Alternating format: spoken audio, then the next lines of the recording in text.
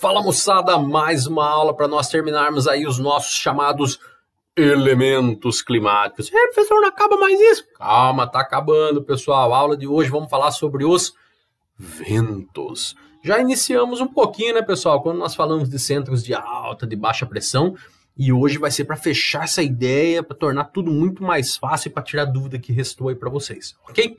Quando nós falamos em ventos, pessoal, nós estamos falando do ar em movimento. É uma definição simples, né? O que é o vento? Ah, é o ar em movimento, perfeito. Só que isso ocorre, pessoal, principalmente por causa do quê?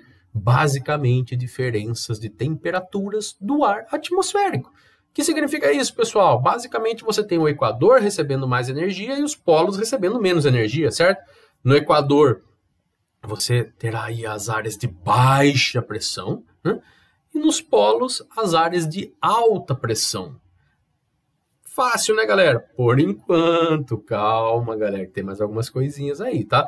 Basicamente, então, nós temos aí esse ar em movimento em todo o nosso planeta, pessoal, essa dinâmica, graças aos centros de alta e de baixa pressão, né? Centros de altas e baixas pressões do nosso planeta, ok? Que são chamados anticiclones e ciclones, ok? E também, pessoal, tem a importância do chamado efeito de Coriolis, né? Ou Coriolis, como alguns autores dizem, mas isso daí aguarda um pouquinho que nós já vamos falar, ok?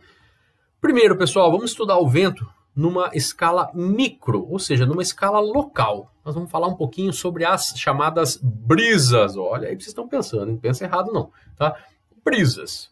Vamos supor, pessoal, a seguinte situação ó, numa região litorânea, tá? Dia e noite, como vocês estão vendo aí, o mesmo local, ok? Durante o dia, pessoal, nós sabemos aí que a porção continental, ou seja, a terra, né? Terra firme, ela vai esquentar mais do que a noite, do que a água, desculpa. Então significa o quê? Significa que a porção continental, terra firme, se ela vai ficar mais quente do que a água, ela vai se tornar aí uma área de baixa pressão em relação à água que vai ficar mais fria e, consequentemente, como sendo uma alta pressão. Mas peraí, professor, mas por que o terreno ali do continente ele esquenta mais rápido? Não é que ele esquenta mais rápido, né, pessoal? É a água que demora muito para esquentar e demora muito para perder calor, né? Demora muito para esquentar e para esfriar, né? Lembra que eu falei para vocês? É uma propriedade chamada calor específico, pessoal. A água, ela demora muito para esquentar e muito para esfriar. Então, a porção continental, ela acaba tanto esquentando antes como esfriando antes. Daí, durante o dia, o que acontece? A porção continental esquenta mais rápido, então ela fica mais quente em relação à água.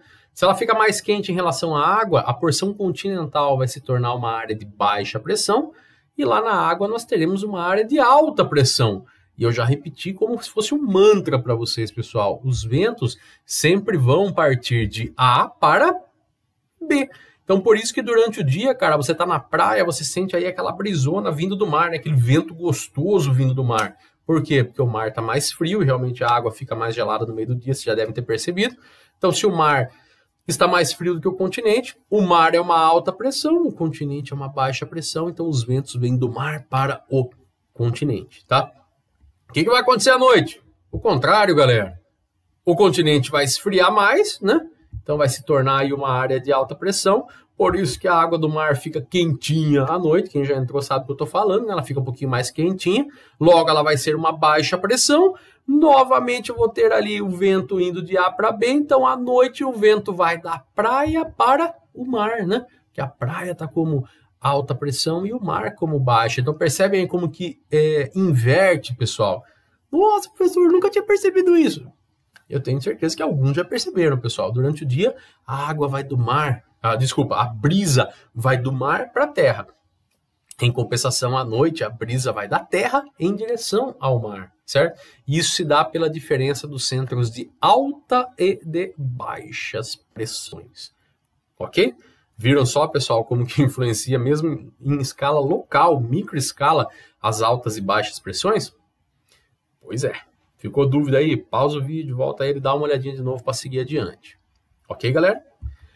Pois bem, pessoal, uma coisa que eu já tinha comentado com vocês que é muito importante, ó. Novamente, ar em movimento, diferença de temperatura aí do ar atmosférico, o chamado efeito de Coriolis, ou Coriolis.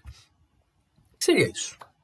Galera, é uma força, tá? Vocês vão aprender, ou seja, se é que já não estudaram até em física, desculpa, tá? É uma força aparente que faz um objeto sofrer leve desvio a depender do hemisfério em que se encontra. Então você tem aí a Terra girando de oeste para leste, tá, pessoal? Ok? Que seria do seu lado esquerdo para o seu lado direito, tá? A Terra está girando do lado esquerdo para o lado direito da tua tela, certo? Só que você tem o que, pessoal? Você tem aí uma defração aí, uma deflexão do movimento, tá? Com os ventos não é diferente, tá? Você tem ali um ar que sai, vamos supor, tá? De uma maneira bem fácil de entender. Se você tem os polos como alta pressão e a região equatorial como baixa pressão, você deduz que os ventos, teoricamente, saem dos polos em direção ao Equador, certo? Só que não vai em linha reta, pessoal, tá? Sofre aí uma deflexão no meio do caminho. Por quê? Porque a Terra está girando, amiguinho. Então, se a Terra está girando, ela vai exercer uma força. Só que vocês vão perceber o quê, ó? Que a direção para onde você vai ter o desvio vai depender aí do hemisfério, pessoal. Percebam aí, ó, que o vento, digamos assim, vamos imaginar que essas duas setinhas vermelhas sejam ventos, tá? O vento que sai do Polo Norte, ele está sendo desviado num sentido, né? E o do Polo Sul está sendo desviado em outro. Para falar a verdade, os dois estão convergindo para o mesmo ponto, mas como os pontos de partida são diferentes, você tem rotas aí diferentes, certo? Conseguem observar aí por esse desenho? Nossa, professor, mas por que acontece isso? Dá uma olhadinha aqui nesse gráfico que ele mostra muito legal, pessoal. Vamos imaginar no primeiro quadrinho aí, ó, o vento fluindo em direção ao Equador, tá? Linha reta, como eu falei para vocês. Impossível, por quê? Porque a Terra está girando, pessoal, certo? De oeste para leste. Para não confundir vocês, do lado esquerdo para o lado direito. Acompanha a setinha dela aí, estão vendo? Imaginando que um determinado vento, pessoal, saiu do meridiano que está desenhado aí na cor de abóbora, o que vai acontecer com a Terra girando? Ela vai sofrer um desvio, certo? Por quê? Porque tudo que está envolto aí na Terra vai sofrer aí esse efeito de Coriolis junto. Aí você pode ver aí que no terceiro quadrinho, ó, você já tem o vento desviando bastante, né? Então, teoricamente, era para descer em linha reta, mas como a Terra está em movimento, você vai ter aí um desvio. Seria algo semelhante, pessoal, ao que acontece conosco quando nós estamos aí dentro de um ônibus, por exemplo, ou de um carro, e você pega, sei lá, o teu celular, você joga um pouquinho para cima e pega de novo, né? A hora que você joga esse celular também está sofrendo essa força aí ocasionada pelo movimento do carro, certo? Porque senão você jogaria o celular e como o carro está andando, o celular viria na sua cara. Mas não é o que acontece, né? Você joga o celular, mas o celular já está sofrendo essa força.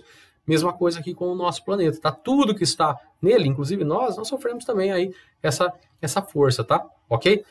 Tá, professor, mas onde que isso vai influenciar na geografia? Galera, aqui, ó, as áreas de baixa pressão, os chamados ciclones na geografia, que é onde nós vimos que nós temos uma baixa pressão e por ter uma baixa pressão o ar sobe. Lembra que eu falei para vocês que ele não sobe em linha reta, né? Ele sobe em espiral, certo?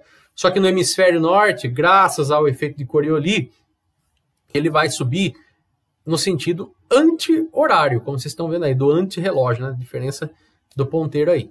Em compensação, no hemisfério sul, ele vai subir no sentido horário. Engraçado, pessoal, que com os anticiclones vai acontecer a mesma coisa. Com as altas pressões, que é onde o ar desce, eu sempre mostrei assim para vocês, mas ele não desce também em linha reta, ele desce, né, fazendo espiral, certo? Mas na hora que ele desce, pessoal, no hemisfério norte, ele desce no sentido horário e no hemisfério sul, ele desce no sentido anti-horário. Eu sei que é confuso, pessoal, vocês vão ter que pausar um pouquinho e fazer algumas anotações aí, certo? Percebam principalmente por esse quadrinho aqui de baixo. Esse que interessa pra gente, que é a parte geográfica do negócio, certo?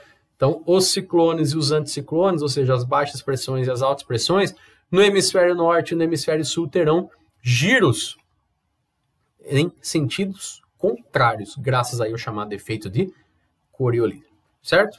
Ok? Pois bem, pessoal, agora vamos partir para a parte que causa um pouco mais de dúvida na galera, porque a gente vai estudar o vento em macro escala, ou seja, como que é a circulação geral da atmosfera. Eu fiz um esqueminha para vocês e gostaria que vocês acompanhassem comigo, ok? Nossa, professor, o que é isso? Basicamente, cortei o planeta Terra pela metade aí, pessoal. Estão vendo? Ó? Tem a linha do Equador ao centro, estão vendo? Tem o Trópico de Capricórnio, tem o Trópico de Câncer, tem o Círculo Polar Antártico e o Círculo Polar Ártico, tá? Só não escrever o nome todo para não ocupar muito espaço, ok?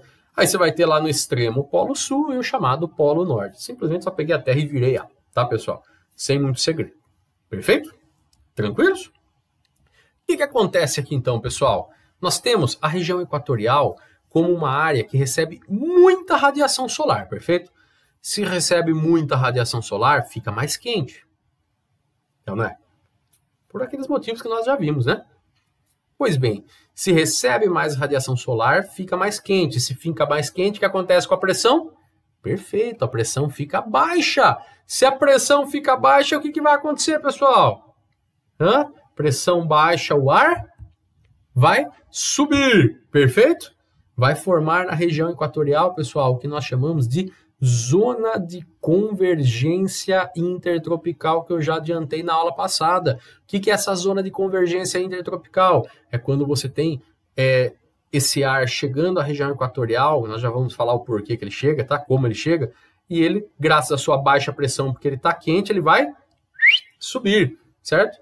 Está quente, baixa pressão, ele vai subir. Só que ele vai carregar umidade de monte com ele, pessoal. Ele vai formar um monte de nuvem.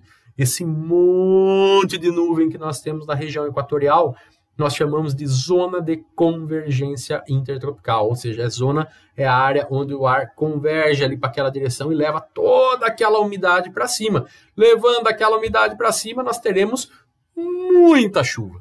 Então, por isso, pessoal, esse é um dos motivos pelos quais aí na região equatorial nós temos muita chuva, galera. Muita radiação solar, muito calor. O ar fica quente, a pressão abaixa, o ar sobe e forma esse monte de nuvens que nós chamamos na geografia de ZCIT, Zona de Convergência Intertropical, ok? Só que esse ar aqui, pessoal, ele também vai continuar em movimento, tá? Eu só vou mostrar aqui um hemisfério, mas no outro reflete da mesma maneira, tá? Eu coloquei como um aqui para ficar um pouco mais simples o desenho, mas vai acontecer para os dois lados, certo? Esse ar, pessoal, após a chuva, ele vai continuar seco, ele continua subindo ainda mais um pouco, e ele vai fazer uma movimentação aí de retorno para a atmosfera mais baixa, certo? Pois bem, só que esse retorno, pessoal, ele vai se dar aonde? Ele vai descer já seco, ele vai descer já mais frio, né? Porque ele passou em áreas mais altas da atmosfera. Se ele fica mais frio, cara, vai acontecer o quê? Ele vai ficar com uma pressão muito maior, certo? Se ele fica mais frio, ele contrai, não contrai? Ele vai ficar com uma pressão alta, ou seja, uma alta pressão. A partir do momento que você tem a alta pressão, o que vai acontecer com o ar? Ele vai começar a descer. Tá vendo a setinha azulzinha que eu coloquei para vocês aí? Ele vai descer próximo aonde? Pessoal, ele vai descer próximo aí às latitudes de 30 graus, tanto para o hemisfério norte quanto para o hemisfério sul. Lembrando que eu só estou colocando o hemisfério sul para o desenho não ficar muito poluído de imagem aí, tá? Certo? Ele vai descer próximo aos 30 graus. Só que detalhe, pessoal, ele vai descer uma pressão muito alta e muito seco. Sabe o que acontece geograficamente? Vamos puxar da outra aula que muitos não entenderam por quê. Nessa região de 30 graus, nós temos aí uma área de uma alta pressão tão grande que nós temos a formação dos desertos. Lembra lá que nós falamos na aula passada que eu mostrei ali o mapinha mundi para vocês e mostrei que os desertos estão próximos das regiões dos trópicos, tanto do trópico de Câncer como do trópico de Capricórnio? Exatamente por causa disso, pessoal, porque o ar atmosférico na sua circulação padrão ele vai descer com alta pressão próximo aí às latitudes de 30 graus, que se você voltar naquele mapinha de novo ou ver na apostila, você vai perceber que coincide com as áreas desérticas, certo? Ok? Pois bem, pessoal, esse ar ele vai descer, ele vai continuar sua movimentação, certo? Perfeito? Tanto para latitudes maiores, ou seja, para a direção dos polos, como novamente vai voltar um pouco para o Equador. Percebem isso? Esse ar, pessoal, que volta para a direção do Equador, que vocês estão vendo aí, está voltando para a direção da flechinha vermelha, são os chamados ventos alísios. Alísios, certo? E lógico, né, pessoal, que no caminho dele, ele vai se movimentar, ele vai adquirir novamente mais umidade, ele vai esquentar, porque está perto da região, né, na região intertropical, então ele vai esquentar de novo, ele vai ter mais umidade de novo, e de novo ele vai subir para de novo formar um ciclo. Esse ciclo aí, pessoal, não sei se vocês perceberam, ó, esse ciclo aí ele tem um nome, ele é chamado aí de célula de Hadley. Simples, cara, o ar ele vai subir no Equador, chove pra caramba, depois ele esfria lá em cima, depois ele vai descer de novo perto dos 30 graus e vai formar ali uma célula de circulação atmosférica. Consegue perceber aí? Pois bem, vamos dar sequência no processo então, pessoal. Uma parte do ar foi para latitudes maiores, não foi? Foi, né? Só que agora eu quero relembrar uma coisa importante com vocês, pessoal. Na região do Polo Sul e também do Polo Norte, nós temos as áreas mais frias do planeta. Então, elas são as áreas com maiores pressões, certo? Se é uma área de alta pressão, vai expurgar o ar, né, pessoal? Vai, como se diz, espalhar o ar. Lembra que eu falei para vocês que os ventos sempre vão de A para B? Então, da região dos polos, sempre tem um ar muito frio, muito forte saindo dele, tá? Ok? Tranquilos por enquanto? Só que o que vai acontecer, pessoal? A hora que esse ar aqui desceu das latitudes de 30 graus, se encontrar com essa dos polos. Estão os dois com a mesma temperatura? Não, porque aquela que desceu, pessoal, ali nas latitudes de 30 graus, por mais que ele tenha descido frio, ele não está tão frio quanto o ar polar, certo? O que vai acontecer quando os dois se encontrarem, pessoal? Quando você tem diferença, massas de ar com temperaturas diferentes.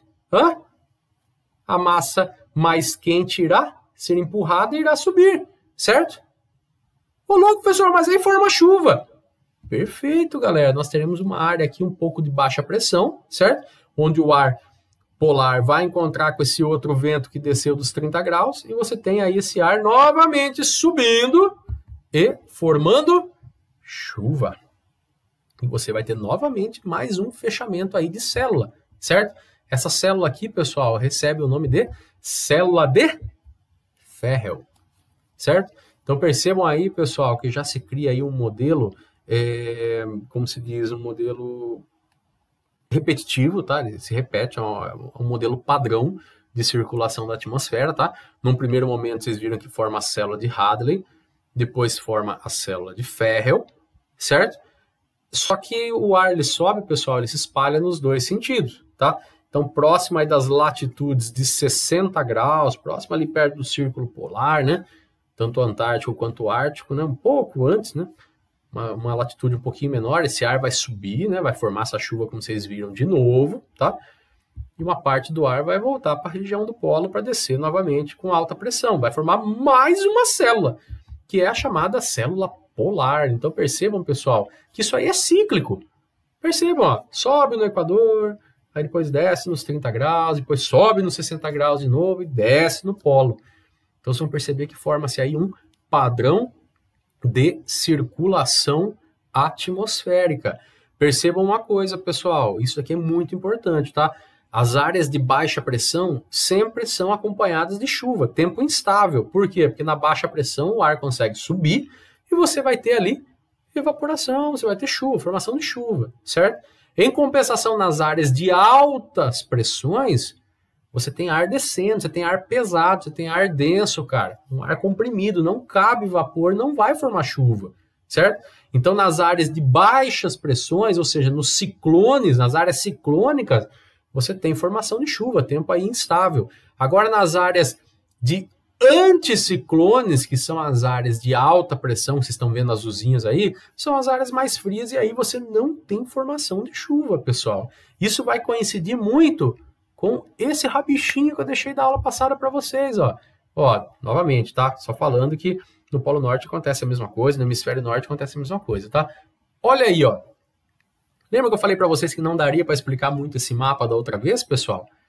Pois é, somente com essa explicação é que esse mapa faz sentido. Por quê, ó? Se você pegar a região equatorial, você vai perceber que chove bastante. Por quê? Ó, olha lá agora, pessoal. Compara o mapinha e compara a circulação atmosférica. Estão vendo? É a área da Zecite, cara. É a área do planeta que mais chove. É a zona de convergência intertropical. É baixa pressão. O ar sobe muito carregado de umidade, certo?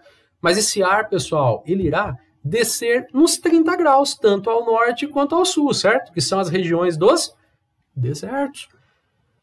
E aí você entende porque tem pouca chuva nesse gráfico aí da apostila. Por quê? Porque é onde o ar está descendo na célula de Hadley, certo?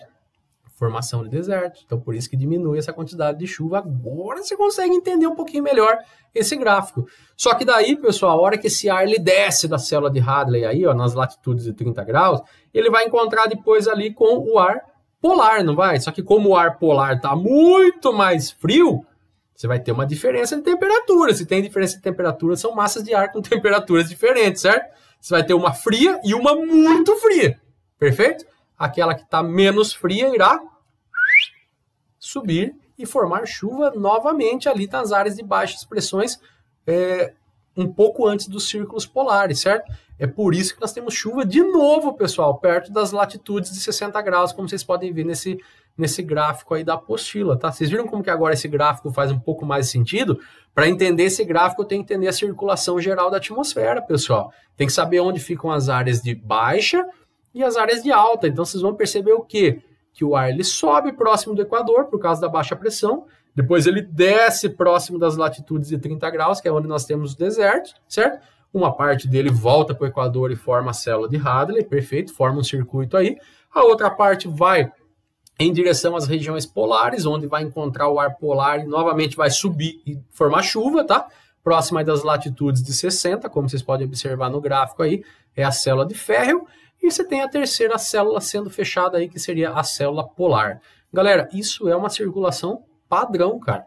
Padrão, tá? Então, isso vai ocorrer sempre, está ocorrendo sempre a todo momento no nosso planeta, ok? Peço que vocês voltem esse vídeo, vejam aí partes por parte, pessoal, tá? Parte por parte, não é fácil, tá? Você tem que entender por que sobe, por que desce, só lembrando que sobe ali nas áreas de baixa pressão, por isso que o ar consegue subir, e nas áreas de alta pressão, ele tá frio, ele tá comprimido, o ar exerce uma pressão e ele desce, certo? Então percebam que na baixa pressão eu coloquei em vermelhinho, na alta pressão eu coloquei em azulzinho, para ficar um pouquinho mais fácil de vocês entenderem, ok? Qualquer dúvida eu tô aqui no chat, pessoal, por favor, me chama, tá? Assiste mais de uma vez esse vídeo aí que é necessário, perfeito? Abração para vocês, galera, até a próxima!